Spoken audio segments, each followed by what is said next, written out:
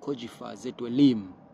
Unajua kuna mijitu mengine ikipiwa uongozi ya wasimamie watu wengine wadogo ambao wafanya kazi wenziwe, basi wanakuwa na kibri wengine viongozi kama hao. Shafamu anaweza sometime wakakuwa tilisha aibu mbele baadhi ya viongozi wakubwa.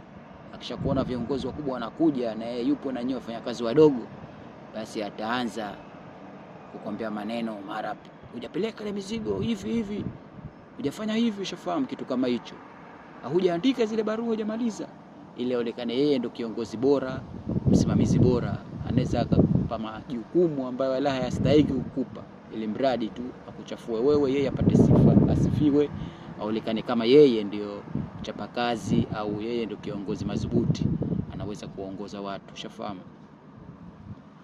Kwa hiyo watu kama hao ni watu wabaya sana. Usikae na ukaribu hata kama kiongozi wako, lakini usikue naye karibu. Uwe naye katika kazi tu, lakini usiwe naye katika mazungumzo mengine. Sehemu za kazi ukawa naye, afu baadaye ile kumaliza kazi achana naye. Salamu utaitikia fresh.